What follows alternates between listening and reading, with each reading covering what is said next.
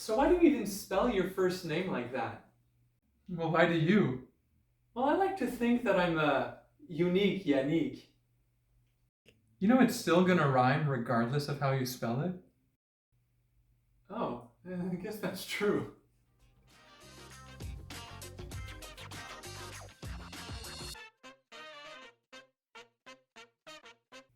So do you remember how you got interested in the art song repertoire?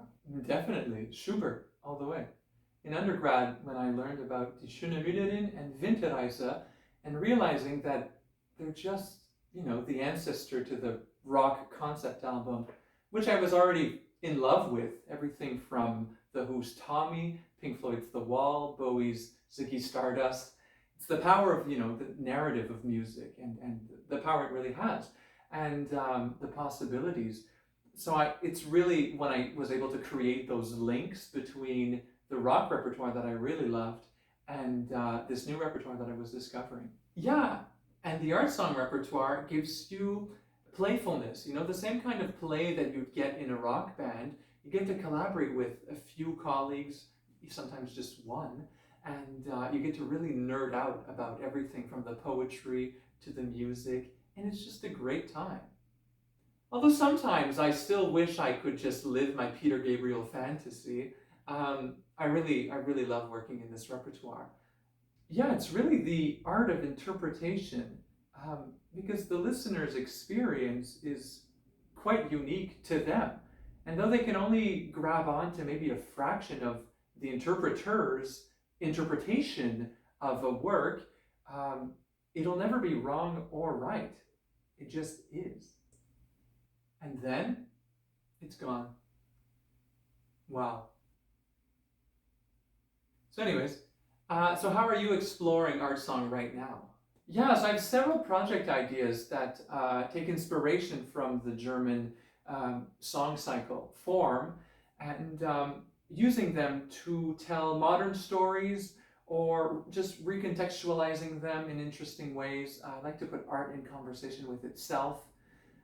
For example, I'm trying to bring Schumann's Frauenliebe und Leben to tell Grammaman's story, and yeah, so that's fun little things that keep me going.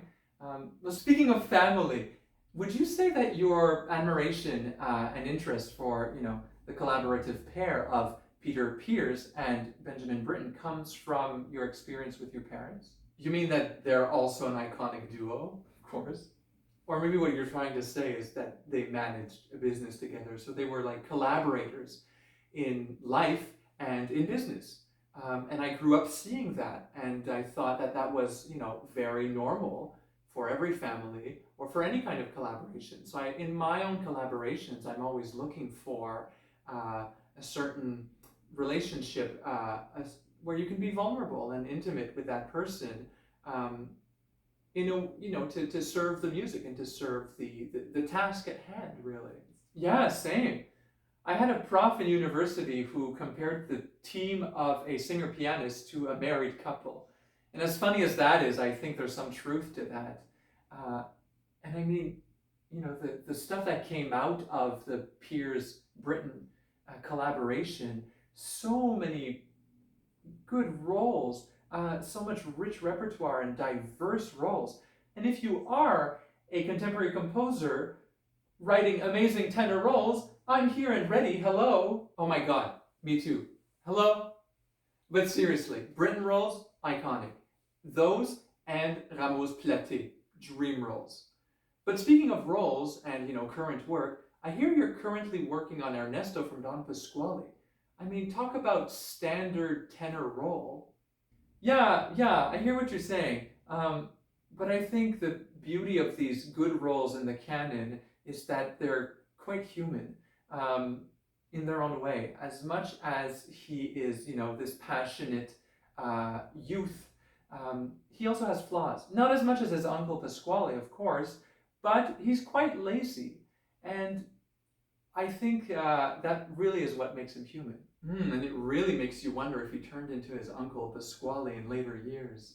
I mean, he did inherit a lot of money, so maybe he did.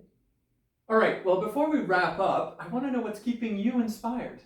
I mean, so many things, but I definitely have to answer, friends. Making new friends, seeing what these friends are up to, encouraging them, celebrating their successes. Oh my God, and don't get me started on redefining the word success in this industry. Well, you are me, so don't get me started on this. But anyways, there are so many amazing friends and artists out there and people, to celebrate and love and support. Yeah, absolutely.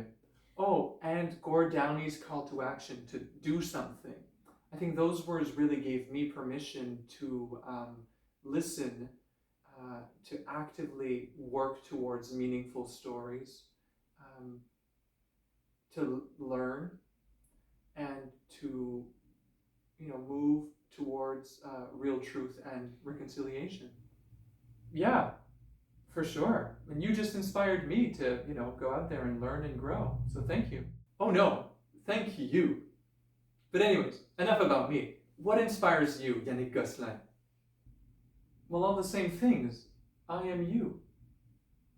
And you are me. All right, let's finish this with a speed round. Hit me. All right, favorite flavor of potato chips? That's easy. Ketchup. How about you? Same. I don't think this is gonna work. Yeah, no, I don't think this is the best idea. But anyways, this was lots of fun. And we should definitely do it again sometime soon. I'm literally free whenever you are. Perfect. Well, this was awesome. I love you, man. I love you too.